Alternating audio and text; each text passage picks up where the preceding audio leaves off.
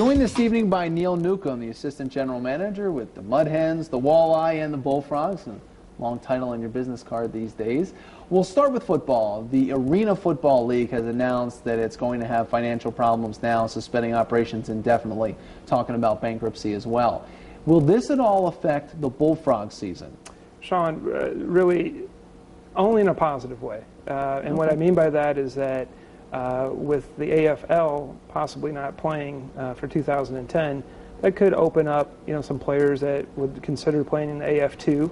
Okay, and that's where the Bullfrogs are, right? So just so we're clear, Bullfrogs are in AF2. Correct. Arena football, which would be kind of AF1, is the one shutting down. Correct. And I can tell you, they're separate entities, completely separate entities.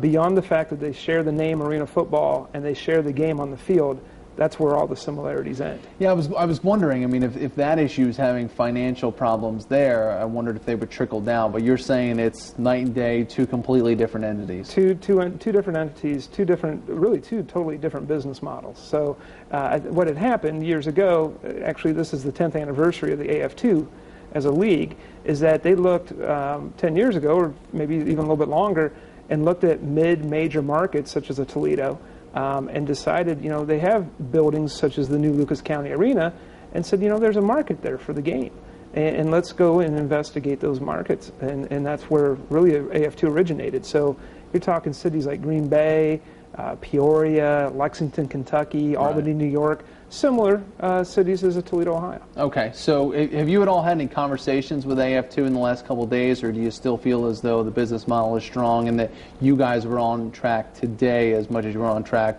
1, 2, 3 months ago? Oh yeah, absolutely. If anything, it's probably even a little bit stronger now.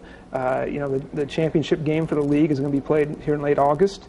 And then after that, it's all cylinders and all steam ahead as they go into the 11th season. So as far as we're concerned, it's good to go. Okay, speaking of all steam ahead, we've got thinking hockey a little bit now. We've got the Walleye coming up here as the arena construction is wrapping up.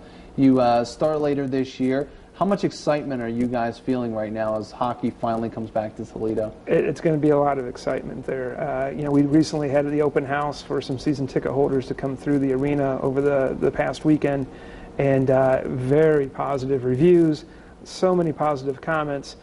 We think it's going to be very similar to Fifth Third Field, where I think you're going to have a bulk of the community probably walk through and say, why didn't we do this 20 years ago? So a lot of enthusiasm, a lot of excitement. Season tickets have gone well, merchandise goes well. I think people are looking forward to it. Okay, just briefly, what do you think will be the biggest difference between the experience people will have at a Walleye game as opposed to what they had at a Storm game? I would say, it's a great question, Sean. I think one of the first things when you first walk into the building is really the space. Just the elbow room, to be able to get around the building and to be able to walk the concourse and the main lobby area and the concession stands, and the fact that there's 3 to 4, 5 times the amount of bathrooms within the facility. That experience alone, forget the game itself, the amenities that did not exist at the sports arena, I think is going to be the biggest change. All right, looking forward to it. Neil Neukam, thank you very much for your time, and that is tonight's Talk Back.